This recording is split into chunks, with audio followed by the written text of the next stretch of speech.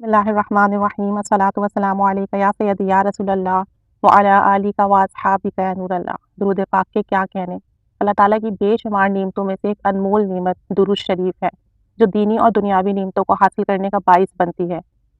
اللہ تعالیٰ نے بے شبہ خزانوں اور نعمتوں تک پہنچنے کا ایک سبب رکھا ہے، جس کو خلوص دل سے پڑھنے سے اللہ تعالیٰ اور اس کے رسول صلی اللہ علیہ وآلہ وسلم کا قرب حاصل ہوتا ہے، جس کو پڑھنے سے اللہ تعالیٰ کی نعمتیں اور عنایتیں حاصل ہوتی ہیں، دنیاوی اور آسمانی آفتوں سے نجات حاصل ہوتی ہے۔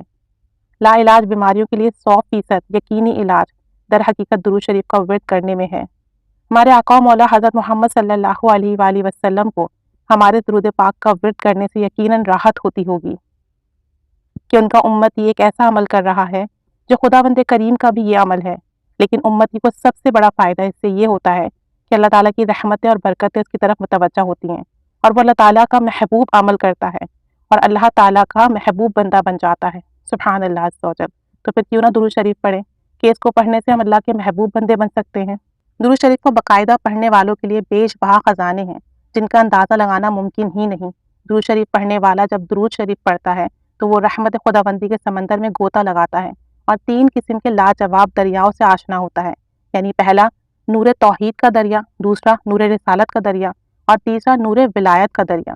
درود شریف پڑھنے والا جب درود شریف پڑھتے وقت اللہ تعالیٰ سے مخاطب ہوتا ہے تو نور توحید کا دریا پا لیتا ہے، اور جب اپنے آقا و مولا حضرت محمد صلی اللہ علیہ وآلہ وسلم کی صفات بیان کرتا ہے تو نور رسالت کی بارش اس پر برستی ہے، اور جب یہ عمل جاری رکھتا ہے تو یہ عمل اس کو باقی انسانوں سے ممتاز بنا کر نور ولایت کے دریا تک پہنچا دیتا ہے۔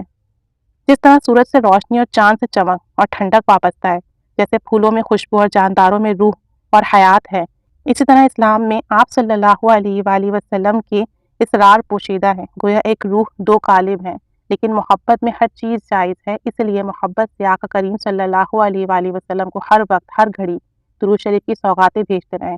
انشاءاللہ عز و جل نجات اور عبادت کا آسان ذریعہ ہے۔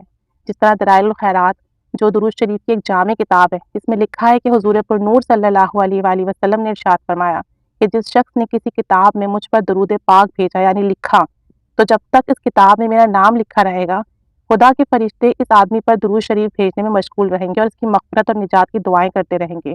تو کون ایسا انسان ہے جو یہ نہ چاہے کہ اس کی مغفرت کے لیے فرشتے دعا کریں، اس کی دنیاوی زندگی کے لیے بھی اور مرنے کے بعد والی زندگی کے لیے بھی؟ یعنی انسان مر جائے گا مگر درود شریف پر لکھی گئی کتاب موجود رہے گی، اور جب تک کتاب موجود رہے گی فرشتے اس کے لیے مغفرت اور نجات کی دعائیں کرتے رہیں گے۔ اسی وجہ سے ہمیں بھی چاہیے کہ ہم کتاب میں کہیں پر نبی کریم صلی اللہ علیہ وسلم کا نام گرامی لکھیں، اور وہ نام گرامی جب تک لکھا رہے گا انشاءاللہ عز و جل ہم پر رحمت کی بارش برستی رہے گی، اور ہماری مغفرت کے لیے فرشتے دعا کرتے رہیں گے، اور ہمیں اس کا جو ثواب ملتا رہے گا، چاہے تو ہم اس دنیا میں رہیں یا نہ رہیں۔ اس لیے درود شریف پڑھیے، پڑھاتے جائیے، درود شریف لکھیے، درود شریف کی دعوت دوسروں کو دیتے جائیے۔ یہ نہایت ہی انمول خزانہ ہے، یہ نہایت ہی انمول عبادت ہے۔ اس سے خود بھی مستفید ہوں، دوسروں کو بھی مستفید کیجیے کہ اللہ تعالیٰ ہمیں دنیا میں آخرت میں اس کی برکتیں عطا فرمائے۔ درود شریف پڑھتے جائیے، پڑھواتے جائیے۔ اللہ تعالیٰ سب کا حامی و ناصر، اللہ تعالیٰ سب کی مدد فرمائے۔ آمین بجاہ النبی الامین صلی اللہ علیہ محمد صلی اللہ علیہ وآلہ وسلم۔